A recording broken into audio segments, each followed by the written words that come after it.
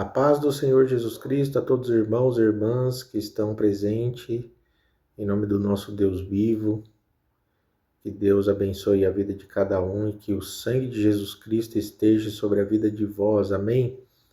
Hoje, neste vídeo, vamos dar sequência aos dons do Espírito Santo, né? E fechando este quadro, a gente vai estar fechando esse quadro de dons de revelação, né? O primeiro vídeo foi referente ao dom de sabedoria, o segundo ao dom da palavra da ciência, e agora o terceiro, fechando este quadro, é o dom do discernimento dos espíritos. Então, o que é o dom do discernimento do espírito? Então, este dom, como o próprio nome diz, é de discernir os espíritos. Há muitos nas igrejas que diz ter recebido este dom, né, de discernimento. Porém, eles causam muita confusão nas igrejas, sendo detetives de espíritos, enfim. Mas não é este o caso, não é este o entendimento, porque o próprio nome já diz, né? E Deus também não é Deus de confusão. Então, o que é o dom do discernimento do Espírito? O dom do discernimento do Espírito é você discernir realmente se aquele Espírito ele está falando, né, que vem da parte de Deus, vem da parte de homem ou vem da parte do mal. Porque tem vários espíritos e a gente tem que ter esse discernimento para entender, né? Porque no mundo há 3 tipos de espíritos, né? Tem o espírito de Deus, tem o espírito do homem e tem o espírito de demônios, né? Então, espírito imundo, espírito de adivinhação, espírito de sedução, o espírito, tem vários espíritos de doenças, todos esses são espíritos de demônios. Então, a gente pode ver várias passagens na Bíblia que diz respeito a esses espíritos, né? E são espíritos imundos, né? O espírito do erro, enfim, tem vários na Bíblia. Mas por isso que é importante que o cristão busque este dom, né, dom de discernimento dos espíritos, para que ele possa perseverar na fé e não acreditar fielmente, né, em toda a profecia, em tudo aquilo que é dito, né, para ele. A gente vê na primeira carta de João, no capítulo 4, no verso 1, uma exortação sobre isso, que diz assim: Amados, não creiais a todo espírito, mas provai se os espíritos são de Deus, porque já muitos falsos profetas se têm levantado no mundo. Então a gente observa aqui a ideia dos apóstolos referente a todos esses espíritos que estão aí falando que é parte de Deus, porém engana muitos e levam à destruição. Então a gente vê muitos cristãos com autoestima baixa, tem muitos espíritos aí que quer colocar os cristãos entre a parede, né? Colocando em público as falhas ou alguma coisa do tipo, mas Deus não trabalha com esse tipo de exortação, entende? Então, Paulo mesmo fala como exortar, né? Chame o irmão e diga a ele que está errado, mesmo se ele persistir. Chame 2 ou 3 testemunhas, fale na frente de todos eles ali, né? Dos 2, e exorte o irmão mais uma vez. Depois disso, é com Deus, entende? Então, existe muitas contradições dentro da igreja, e isto, Paulo, ele já falou, né?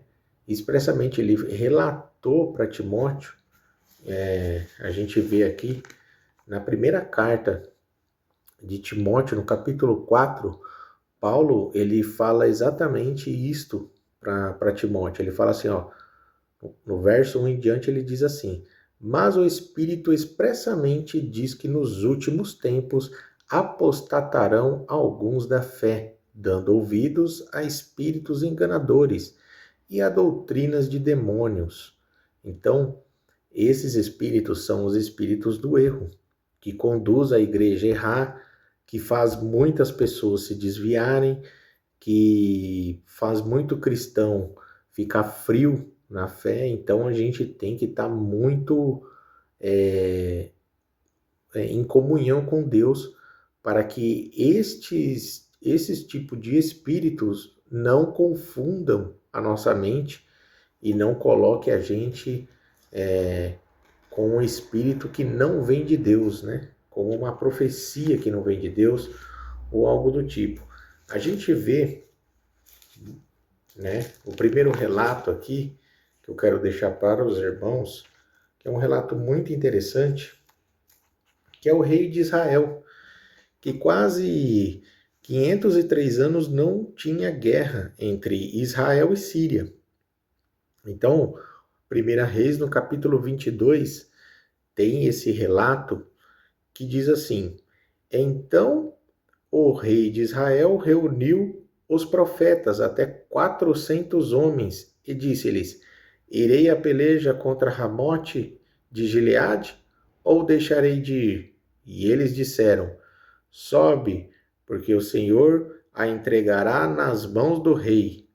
Disse, porém, Jeosafá: não há aqui ainda algum profeta do Senhor ao qual possamos consultar? Então disse o rei de Israel a Jeosafá: ainda há um homem por quem podemos consultar ao Senhor, porém eu o odeio, porque nunca profetiza de mim o que é bom, mas só o mal. Este é Micaías, filho de Imlá.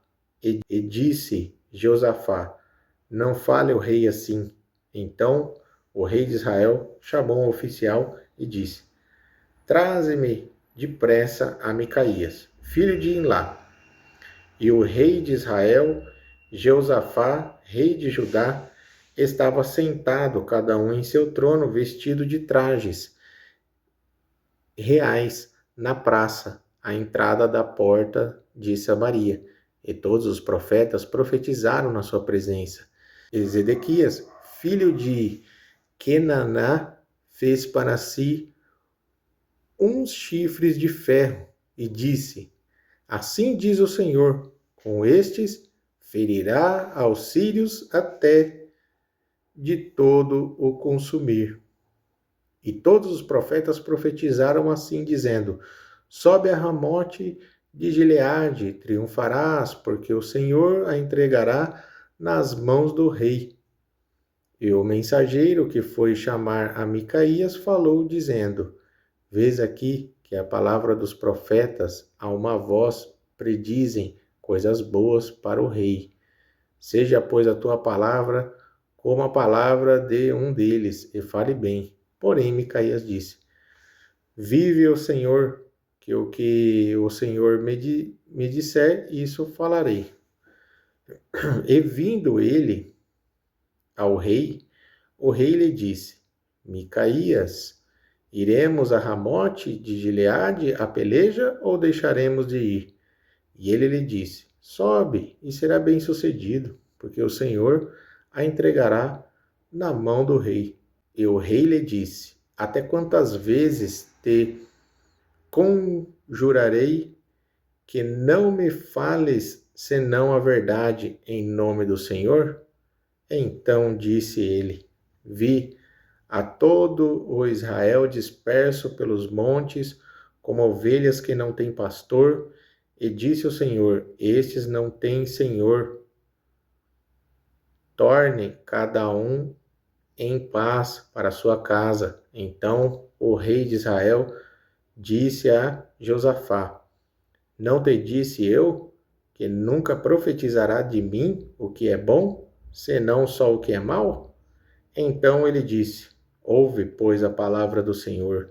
Vi ao Senhor assentado sobre o seu trono, e todo o exército do céu estava junto a ele, e a sua mão direita e a sua mão esquerda. E disse ao Senhor: quem induzirá Acabe para que suba e caia em Ramote de Gileade? E um dizia desta maneira e outro de outra.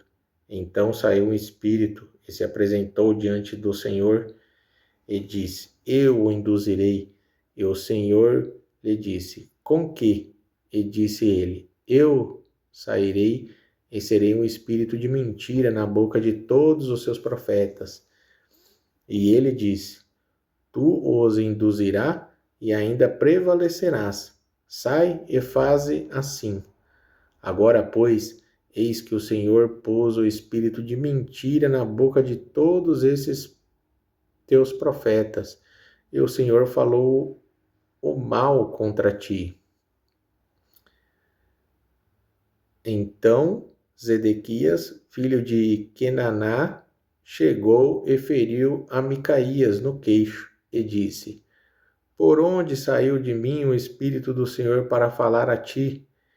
E disse Micaías: eis que o verá naquele mesmo dia, quando entrares de câmara em câmara para te esconderes. Então disse o rei de Israel: tomai a Micaías e tornai e levai-lo a Amós, o governador da cidade, e a Joás, filho do rei.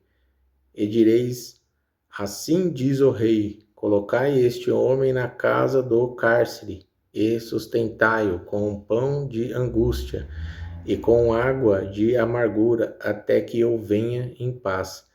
Disse Micaías: se tu voltares em paz, o Senhor não tem falado por mim. Disse mais: ouve, povos todos.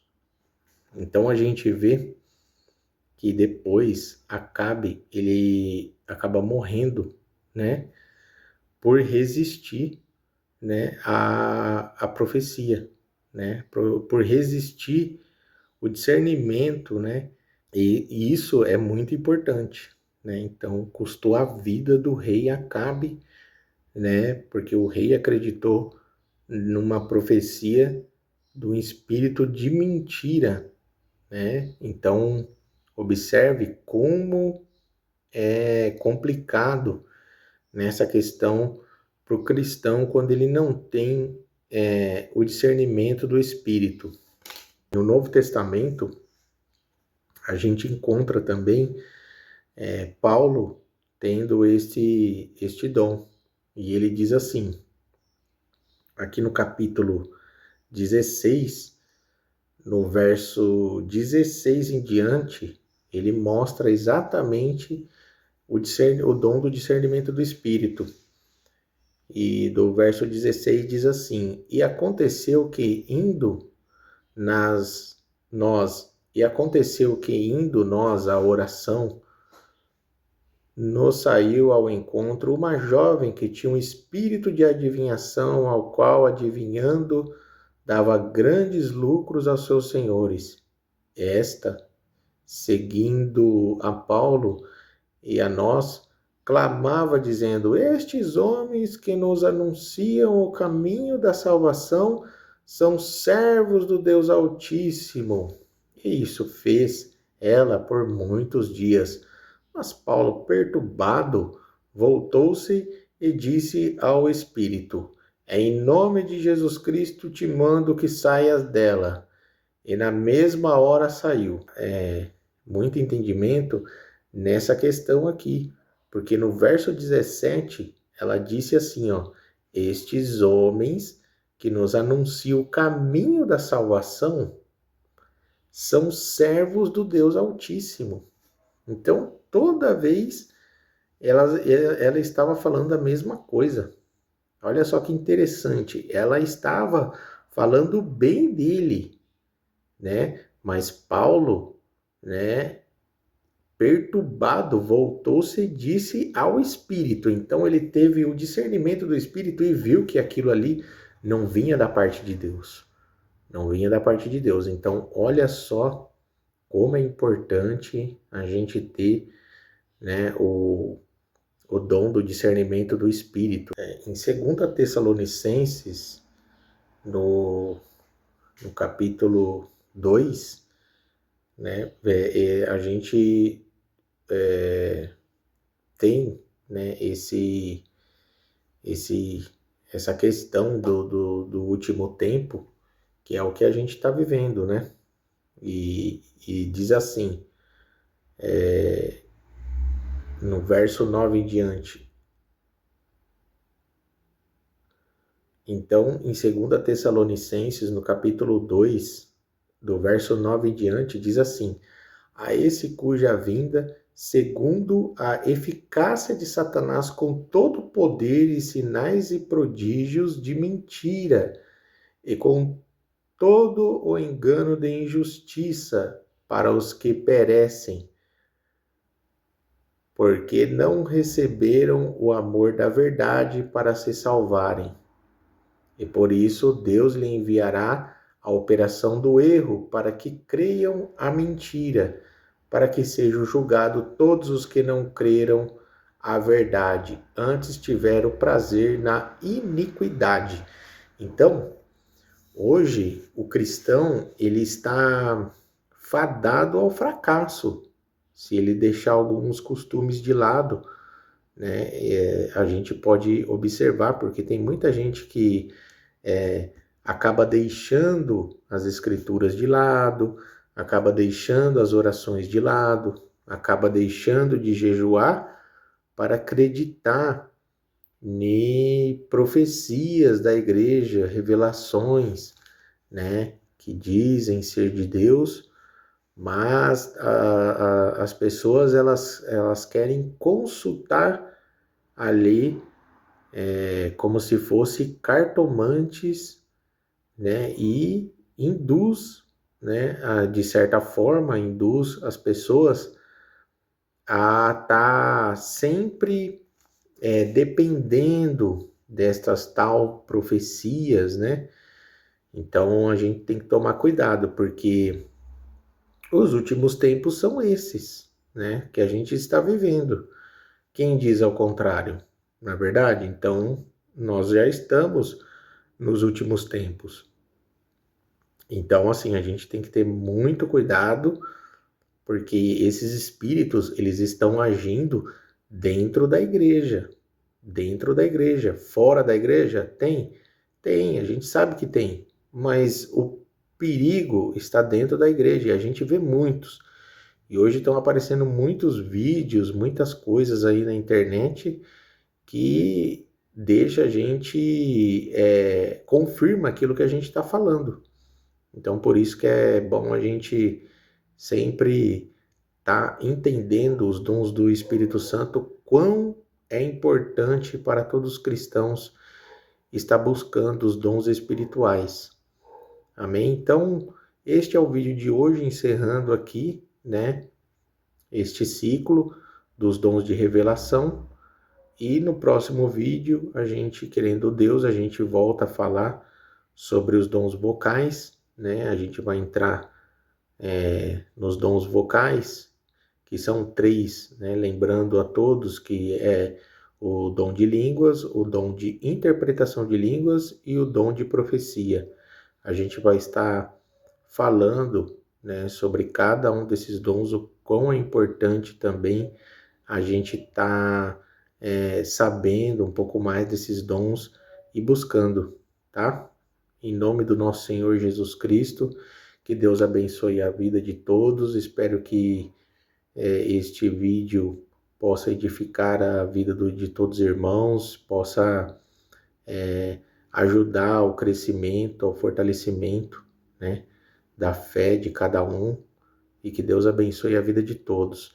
Fiquem todos na paz de nosso Senhor Jesus Cristo e até mais, até o próximo vídeo, querendo Deus, tá? Que todos fiquem em paz, em nome do nosso Senhor e Salvador Jesus. Um abraço a todos os irmãos e irmãs e até mais.